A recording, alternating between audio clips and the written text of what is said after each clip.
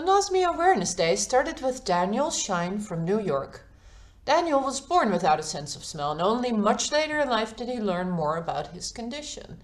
He then realized that millions of people around the world are without a sense of smell. But who are they, and who takes care of them or provides them with support or information?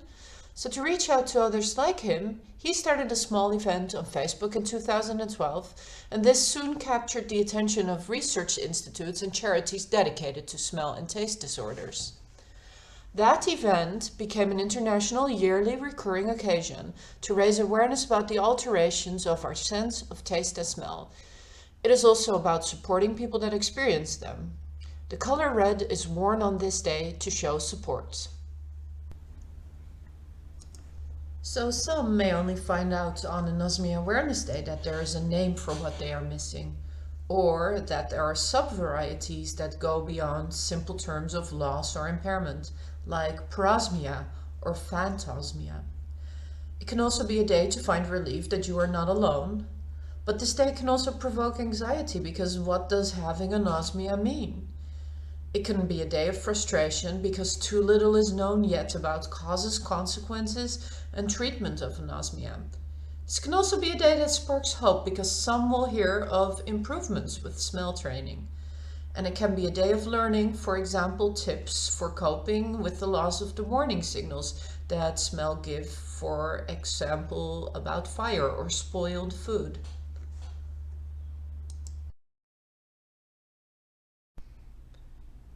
It is our hope that Anosmia Awareness Day can also be a day for building stronger connections between patients, the scientists and clinicians.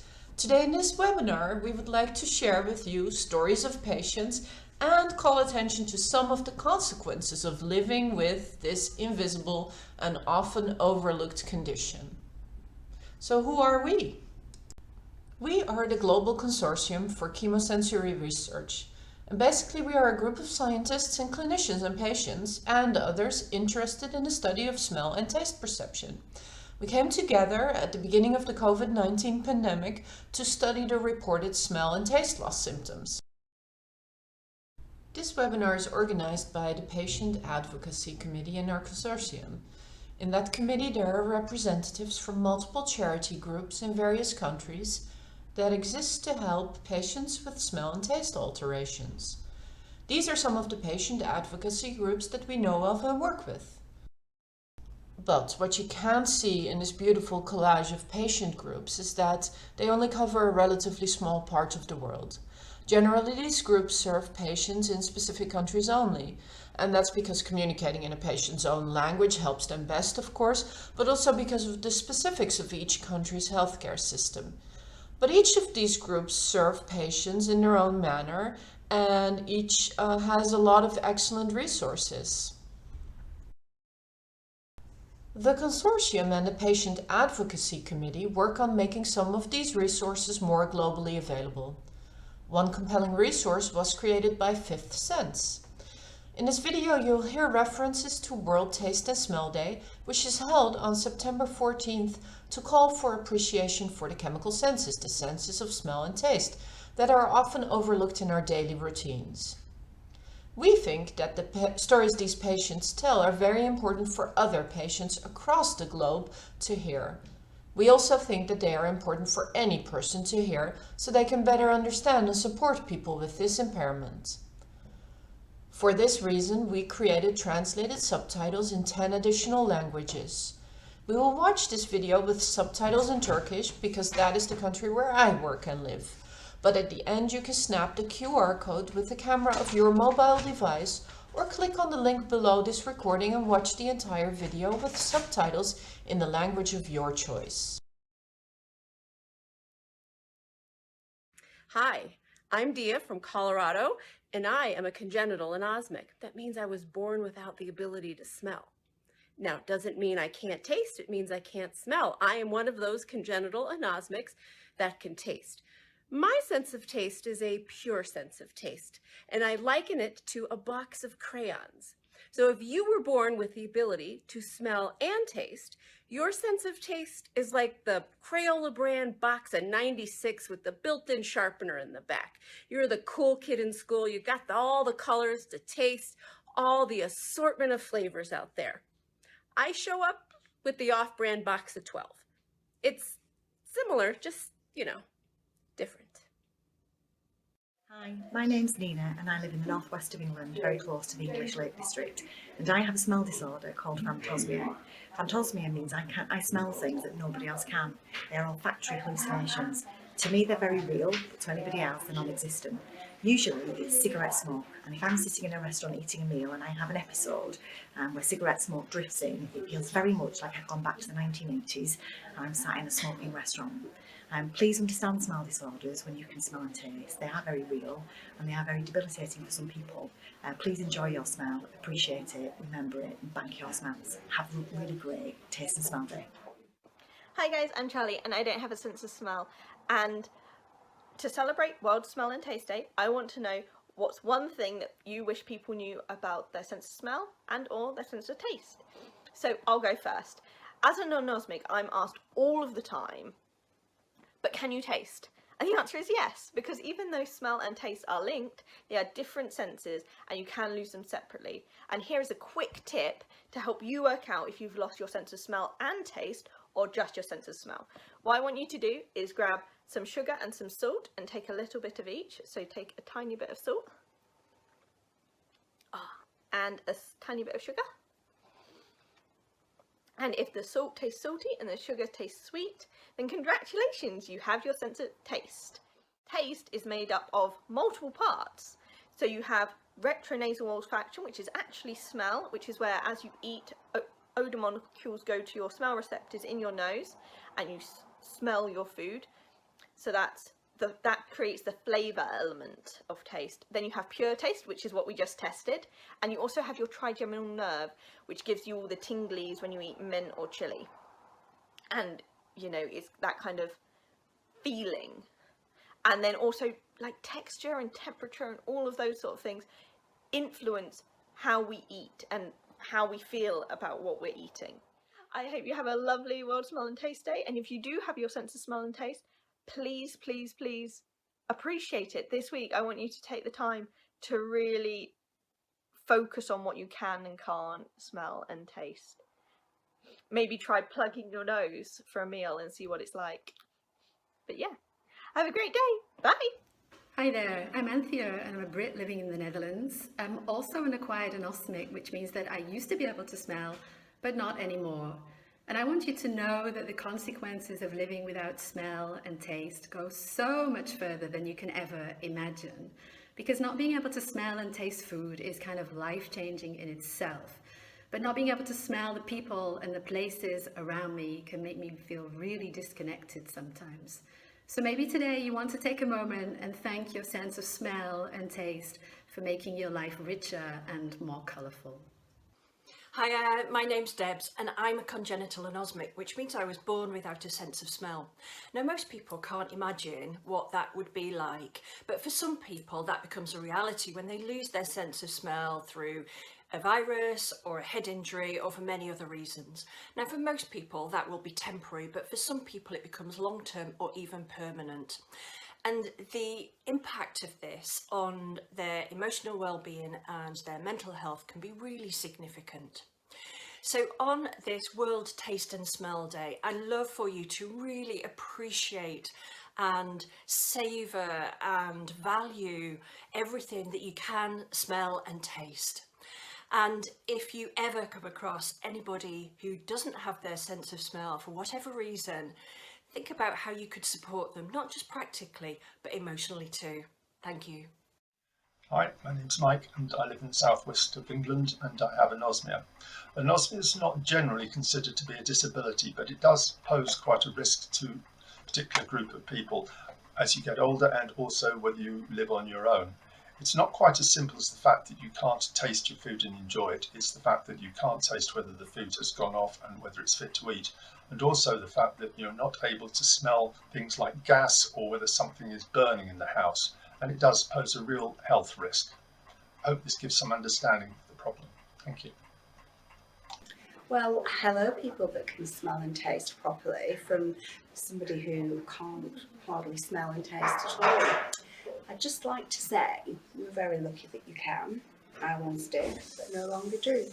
So my passion is perfume, which I still buy and I still love. My suggestion to you is, whatever you can smell now that you love, lock it in your brain. Because one day you may end up like me and not be able to smell at all. Good luck. Hi, my name is Pamela. I live in the Washington, D.C. region in the United States. I am an acquired anosmic. I lost my sense of smell due to a sinus infection in 2008. Dealing and adjusting to a life without a sense of smell is a very scary and lonely experience. I'm sad that COVID-19 has caused millions to lose their sense of taste and smell, since I don't want others to have to experience this disability. But I am hopeful that the global awareness will lead to advancements in research and treatments for taste and smell dysfunction.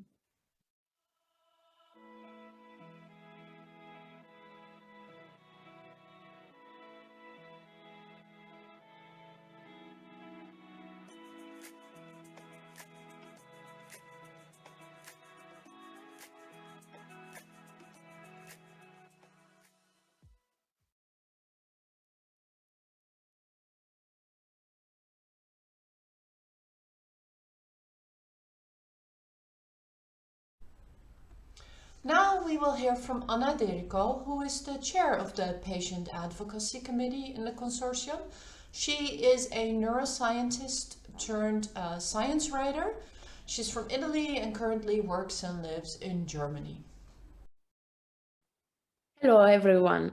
The International Anosmia Awareness Days is important not only for raise attention on anosmia, so as we have seen the inability to smell and sense odorants, but also about all the so to say, related to alterations of taste and smell.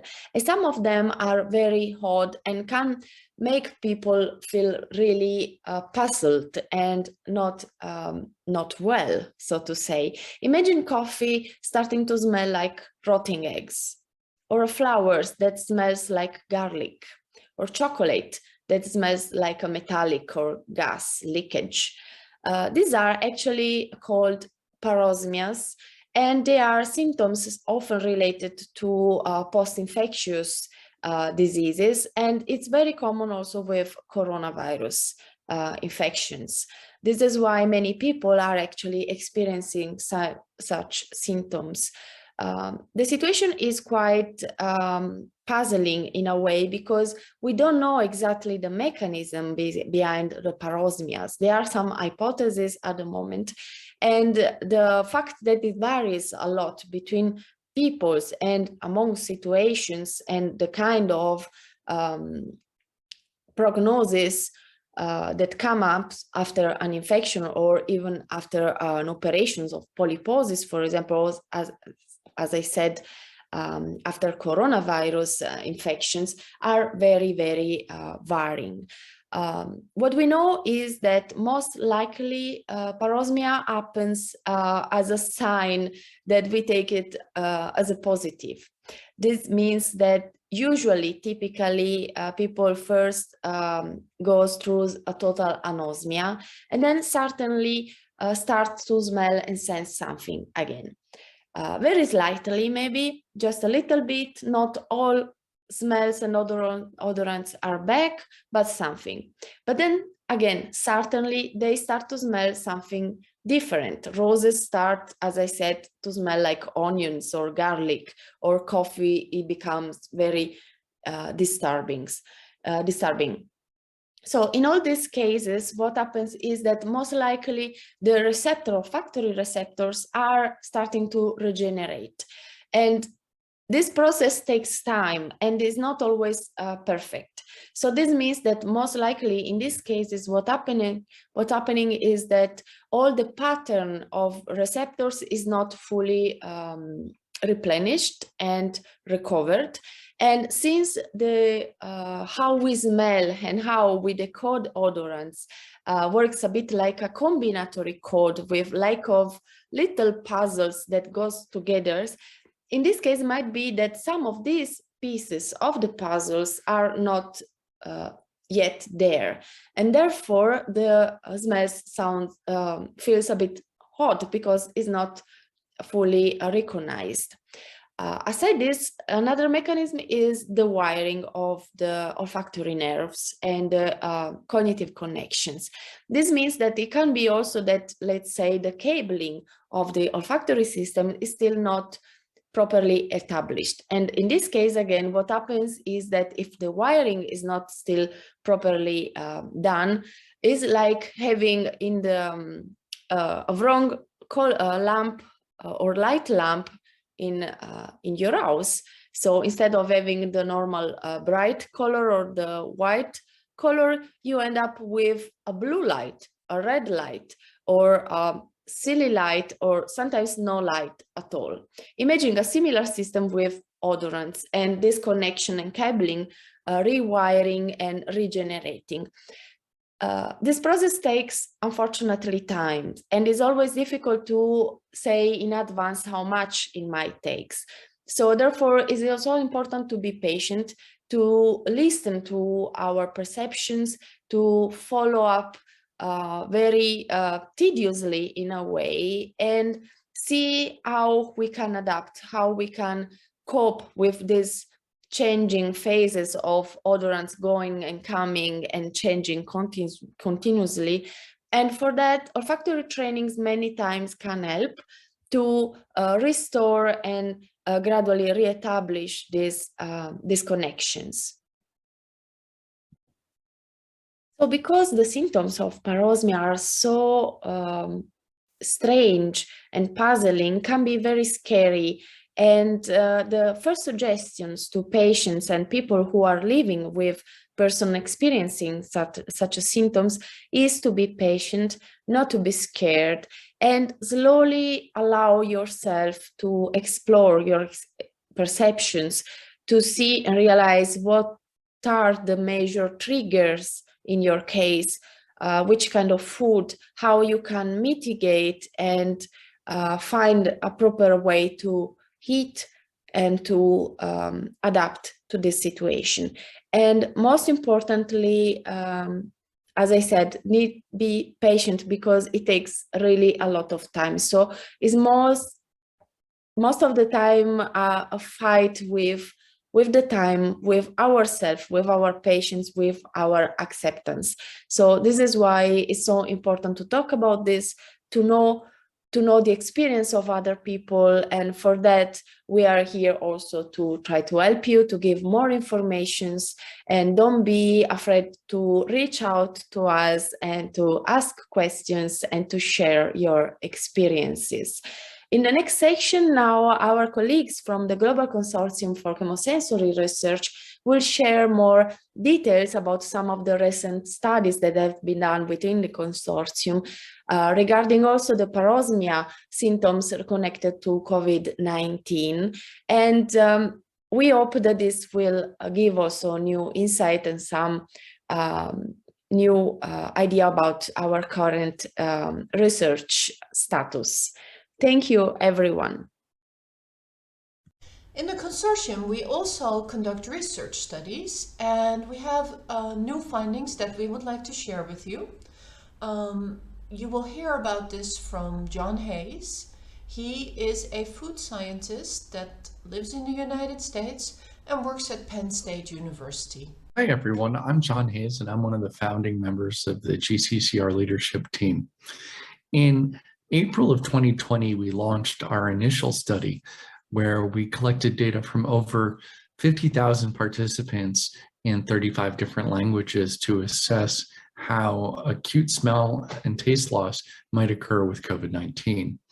As a follow-up to that, in October and November and December of 2020, we instituted a follow-up survey where we sent out a new questionnaire to people who had completed the original survey and indicated that they would be willing to take a follow-up survey.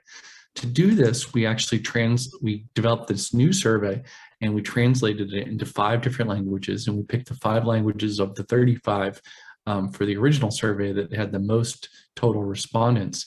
And so we sent this out to over 12,000 individuals.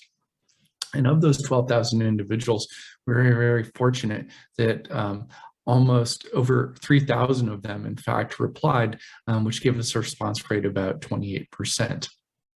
Then after we cleaned those data, we ended up with usable data from about 1,500 participants for the follow-up survey.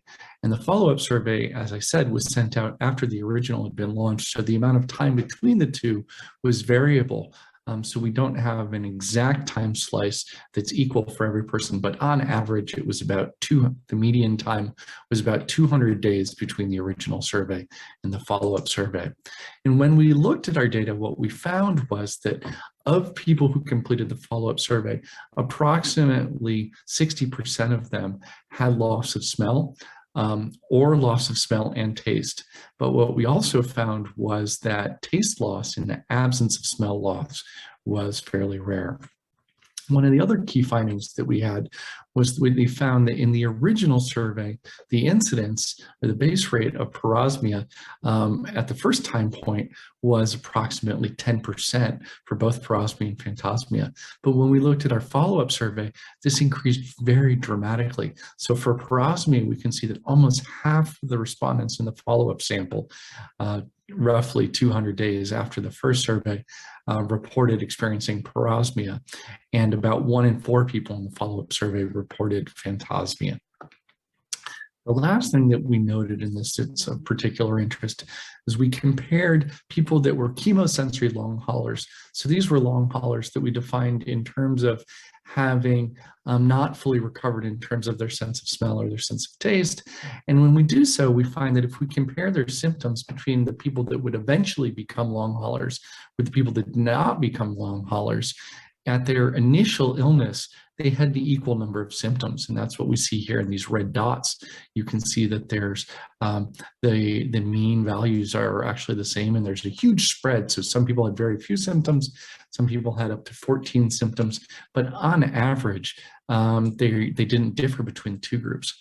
However, if we look at follow-up, what we can see with these green dots instead is that most people got better on average. So the total number of symptoms declined, but if we look at the people that were long haulers, they actually, based on their smell loss, they actually had more symptoms overall. So some of these things that we would expect to see, for example, we see that there's a very large drop between the open red box and the solid red box here.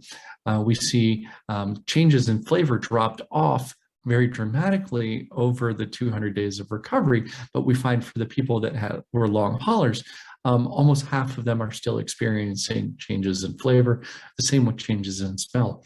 But what's especially interesting here is these were not limited to chemosensory changes. For example, we find that people that were chemosensory long haulers also had an elevated incidence of fatigue, they had an elevated incidence of loss of appetite and headache. And then when we looked at the rare symptoms, the ones that we didn't ask explicitly on the survey, but the ones that people spontaneously mentioned in the text boxes, things like brain fog, hair loss, hallucination, and memory loss. These were very small numbers of the total number of people, but still what we find is the same pattern, that within those people, there is a substantial difference in that these rare symptoms had a much higher prevalence within people that were long haulers. So our big take-home message from this is that clinicians really need to be aware of the high likelihood of parosmia, phantosmia, and potentially other complications in people who experienced acute smell loss initially in their early COVID-19 infection. Shima Mowchan is a medical doctor and neuroscientist. She currently works and lives in Iran. We will hear from her what is important for future clinical research into smell and taste disturbances. This is Shima Mowchan. As a medical doctor and neuroscientist, I am very glad to have the opportunity to help raise the public awareness of anosmia. A few years ago, as a postdoctoral fellow, I chose studying the olfactory system because it was so understudied with so many unanswered questions. During my career, I was always amazed how much anosmia is overlooked by the society, the healthcare system, and even the scientific community. It is so unfortunate that the COVID-19 pandemic has caused a huge number of people to suffer from transient or sometimes permanent loss of smell. That being said, such losses have brought to global attention how important the sense of smell is to everyday life and has hopefully contributed to people being more understanding and sympathetic toward sufferers of anosmia and hyposmia. Unlike the cochlear implants for deafness or eyesight correction using glasses or eye surgeries, which are readily available to patients, there is still no real remedy for loss of smell. Blaming this problem and lack of adequate supporting grants in the field is understandable, but does not by itself lead to action to change the situation. Nonetheless, the lack of awareness and open discussion about the necessity of relevant research should not be underestimated. As clinicians, we need to urge the scientific community to put more effort in better understanding the pathology of smell dysfunction, its prognosis over time, and possible remedies or treatments. It is well known that the olfactory sensory neurons lying in the nose are among the few regions of the nervous system with amazing capacity of regeneration. Therefore, it is quite possible that future research may use this potential for developing treatments to cure anosmia. The medical research is currently studying stem cells for curing several diseases. Let's think for a second how much we have focused on regeneration of olfactory neurons for treatment of anosmia. We just heard the stories of patients who deal with acquired or innate anosmia. More focus is needed on the impact of smell loss and the quality of life of such patients. We need more scientific studies to better understand the significance of smell loss and daily interactions and intimate relationships. The facilities required for supporting patients in the education or workplace and improving psychological support. We cannot forget that children need to be trained about anosmia to support their peers who may have such disability. We also know that hyposmia and anosmia are among the accompanying or even alarming symptoms of numerous diseases, from neurodegenerative to autoimmune causes. We encourage clinicians to pay greater attention to objective testing of the olfactory system and to raise public awareness about the diagnostic value of smell loss. Finally, I sincerely hope that the silver lining of the cloud of despair from COVID-19 related chemosensory disturbances will be increased enthusiasm in studying the sense of smell and a concomitant increase in research that leads to treatments for patients suffering from losses or distortions of these primary sensory systems. Thank you. So we hope that after seeing these various presentations that you have gained more awareness of what anosmia and more specifically parosmia is. We would like to end with some slides that summarize the information in the webinar. Please share this webinar to help raise more awareness of anosmia and parosmia. Thank you.